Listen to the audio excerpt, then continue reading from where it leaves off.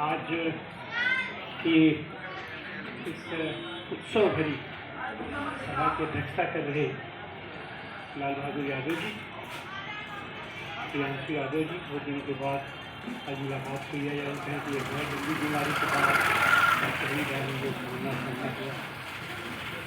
हम तो इसको उस समय नहीं पहचान पाए, पता नहीं और लोग हमको पहचान पाए कि नहीं पहचान पाए।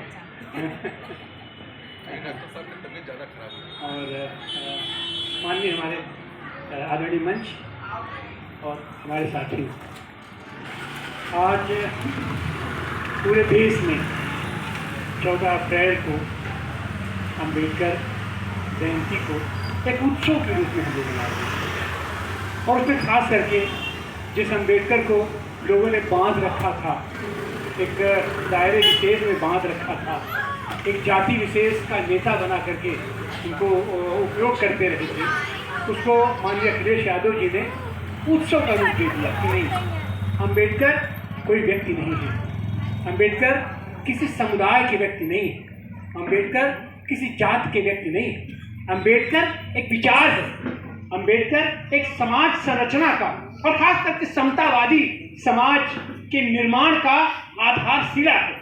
इसको एक उत्सव के रूप में हम मनाएंगे और पूरे देश के पैमाने पर मनाएंगे।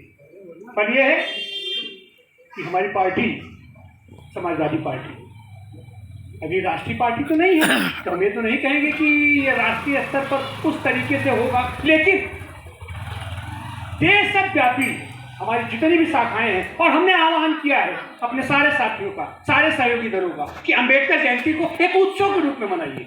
और खास करके जहां हमारी ताकत है उत्तर प्रदेश में, उत्तर प्रदेश के आज रिकॉर्ड आज अभी तक 53 जिलों में भव्य रूप से मनाया गया है। और हमारे बनारस में भी तमाम जिलों में ब्लॉक स्तर पर, क्षेत्र स्तर पर, गांव स्तर पर इसको मनाया जा रहा है अम्बेडकर जयंती। जब 14 अप्रैल की बात करते हैं तो 14 अप्रैल को एक और विभूति के नाम से याद किया जाता है, उसने आज निर्माण प्राप्त किया था। हम बात करेंगे महापंडित राहुल सांकृत्यायन की, जो लोग लगभग एक ही दौर में पैदा हुए थे। 1961 में पैदा हुए, 1863 में पैदा हुए। एक ब्राह्मण परिवार में पैदा हुआ और ब्राह्मण परिवार से निकल करके विश्व के धरातल पर उसने वहां की कुरीतियों को देखा, वहां की असमानता को देखा, वहां के शोषण को देखा और अपने आप को उससे ऊपर उठा करके बौद्ध धर्म को उसने स्वीकार किया। और उस बौद्ध धर्म की अलग को उसने 36 देशों 36 भाषाओं का उन्होंने अध्ययन किया। जहां जहां गए वहां की भाषाओं का अध्ययन किया। वहां पर जो भारत का जो मूल रूप था, जो हमारे बुद्ध जी थे, बुद्ध शांति का संदेश, करुणा का संदेश, दया का संदेश, और ये शांति, करुणा, दया का संदेश ही हमारी समतावादी सामाजिक मूल्यों का, समाजवादी मूल्यों की आधारशिला बनती है। उसको उन्होंने प्रचारित प्रसारित किया और दुनिया के पैमाने पर और भारत में भी उन्होंने उसकी आधारशिला रखी। और उसी कड़ी में उससे ज्यादा भोगा हुआ यथार्थ उन्होंने तो महसूस किया था, लेकिन अम्बेडकर ने भोगा था उस यथार्थ को, समाज की कुरीतियों को उन्होंने भोगा था।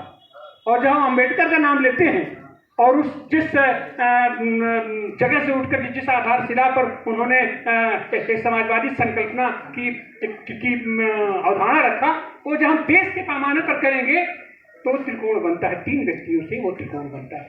एक है ज्योतिबा फुले, ज्योतिबा फुले के साथ उनकी पत्नी सावित्रीबाई फुले, वो, और एक अपने तमिलनाडु के पेरियार और यहाँ के अम्बेडकर। ये तीनों जब त्रिकोण बनता है तब वो मजबूत आधार बनता है हमारी समता मूलक समाज की, समाजवादी आंदोलन की, समाजवादी व्यवस्था के तहत, समाजवादी आंदोलन के तहत एक समाजवादी राज्य की स्थापना के लिए हम उसका आधार बना पाते हैं। और फल ये हुआ है कि वो लोग तो अपना स्वाधीनता आंदोलन के तहत चले गए, लेकिन बाबा साहब अम्बेडकर को और मौका मिला कि उस आंदोलन को एक मजबूत आधार दिया जाए। और वो आधार, जब हमारा देश स्वाधीन हुआ, स्वाधीनता से पहले तो हम साम्राज्यवादियों से लड़ रहे थे, उनके साथ साथ अपने लोगों से भी लड़ रहे थे। लेकिन जब हमको स्वाधीनता मिली 1947 में और हमें मौका आया कि हम एक ऐसे संविधान की रचना करें जिसमें देश के उत्थान का, देश के उन्नयन की व्यापक आधारशिला रखी जा सके, तो बाबा साहब अम्बेडकर को वो मौका मिला उस संविधान सभा की अध्यक्षता करने का और उसको मार्गदर्शन करने का, उसको दिशा देने का। और उन्होंने बेहतरीन तरीके से वो दिशा दिया। शिक्षा के लिए, स्वास्थ्य के लिए, सुरक्षा के लिए, और सबको समान रूप से, जो सबसे बड़ी चीज हुआ, जो कि इतने विकसित देश अपने आप को कहा करते थे, वहां पर भी बहुत हाल के दिनों में सबको मताधिकार मिला। लेकिन हमारे भारत में 1947 संविधान में हमने सबको मताधिकार दिया। जो भी हमारे नागरिक हैं, वयस्क हैं, 18 साल के हैं, वो सब मताधिकार देने के, और ये मताधिकार का मतलब होता है कि हम सरकार को चुनने का अधिकार हम रखते हैं, सरकार को चुनने का अधिकार दे। लेकिन आज क्या हो रहा है? आज छीना झपटी मची हुई है अम्बेडकर को कि हम मनाएंगे, हम मनाएंगे, हम मनाएंगे। मूर्ति अपना चढ़ा करके माला फूल चढ़ाए, धूपबत्ती अगरबत्ती कर दिया, हमने तो अपना बाबा साहब को बहुत ज़्यादा, हमने उनको सम्मान दे दिया। लेकिन कर क्या रहे हैं साहब? अभी आपने देखा हड़कंप मचा हुआ था SIR का। जो मताधिकार इतने संघर्षों के बाद, इतने मेहनत के बाद हमारे संविधान में अधिकार दिया गया था, उसको किस तरीके से हमारे लोगों से छीन लिया गया। अभी बंगाल में चुनाव हो रहा है, चुनाव प्रक्रिया चालू है, और 91 लाख लोगों का अभी तक पता नहीं है कि वोट देंगे कि वोट नहीं देंगे। ये कौन सा संविधान है? किस अम्बेडकर का आप सम्मान कर रहे हैं? अभी सूचना मिली है, शिक्षा के संदर्भ में हम बात करेंगे।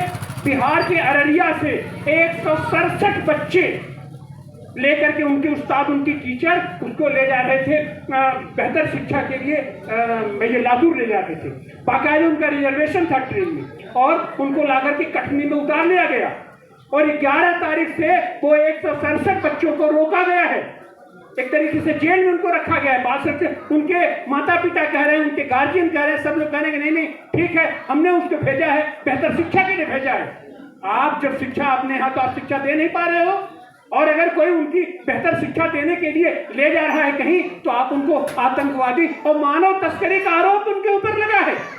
जो 8 अध्यापक उनको लेके जा रहे थे, उनके ऊपर मानव तस्करी का आरोप लगा है, और उनकी अलग गिरफ्तारी हुई है। तो 167 बच्चों को आप प्रताड़ित कर रहे हैं 11 तारीख से, और उनको, तो ये तो स्थिति है, ये स्थिति है, ये जो अम्बेडकर को सम्मान देने का नाटक करते हैं लोग, अपने आप को अम्बेडकरवादी कहते हैं, वो उन लोगों की स्थिति है। और आज की स्थिति में क्या है? आप जहां कहीं देखिए, शोषण किसका हो रहा है, उत्पीड़न किसका हो रहा है, दमन किसका हो रहा है, उसको मताधिकार से वंचित कौन किया जा रहा है? ये हरकतें करने वाले लोग क्या अम्बेडकर को सम्मान देने का काम कर रहे हैं? और अगर ऐसे लोग ये नाटक करें कि हमने तो राष्ट्रपति बना दिया, हमने तो उपराष्ट्रपति बना दिया, हमने तो इतने सांसद दे दिए, हमें, उसका मतलब क्या है? उसका क्या मतलब बनता है? हमने तमाम आयोगों का हमने गठन कर दिया, क्या मतलब है उसका? ये सब कुछ ढोंग है, ढकोसला है। सच बात यह है कि अम्बेडकर जी के सपनों को पूरा करने के लिए जब तक समाजवादी आंदोलन मजबूत नहीं होगा, जब तक समाजवादी जीवन मूल्यों को हम स्वीकार नहीं करेंगे, तब तक हम इनके सपनों को स्वीकार नहीं कर पाएंगे, हम इनके सपनों को साकार नहीं कर पाएंगे। और ऐसे लोग जो भी कर रहे हैं, वो ढोंग कर रहे हैं अम्बेडकर का नाम लेकर के, अम्बेडकर को सम्मान देने के नाम पर। तो ये जिम्मेदारी जाहिर सी बात है आज की तारीख में हम लोगों की ज़्यादा बन जाती है।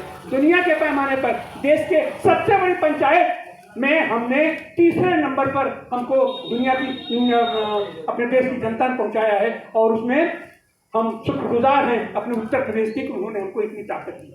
और इतनी ताकत दी है तो हमारी भी जिम्मेदारी बनती है कि हम देश के पैमाने पर, या हम जहाँ कहीं भी हैं, और हमारी ताकत आप हैं, जनता है, हमारे संगठन के कार्यकर्ता हैं, हमारे बूथों के कार्यकर्ता हैं। इनकी लगन, इनकी मेहनत, इनके जज्बे से आज हमने ये दूरी तय की है, ये ऊंचाई तय की है। तो आज हमारी जिम्मेदारी कुछ और बढ़ जाती है आज के 14 अप्रैल के दिन में। और हम समझते हैं कि हम सारे साथी मिलकर के बाबा अम्बेडकर के सपनों को, और समाजवादी पार्टी के माननीय अध्यक्ष अखिलेश यादव जिस निडरता, जिस बहादुरी के साथ संसद से लेकर के सड़क तक संघर्ष छेड़े हैं, आम आदमी के जीवन में उत्थान लाने के लिए, गरीबों के जीवन में उत्थान लाने के लिए, सबके जीवन में उत्थान अपना लाने के लिए, सबको मत देने का अधिकार दिलाने के लिए, और सबको समान रूप से विकास करने का मौका देने के लिए हम उनके भी शुक्रगुजार हैं। और आप सारे लोग शुक्रगुजार हैं कि आप सब लोग कंधे से कंधा मिला करके उनके सपनों को साकार करने के लिए आगे बढ़ रहे हैं। बहुत बहुत धन्यवाद,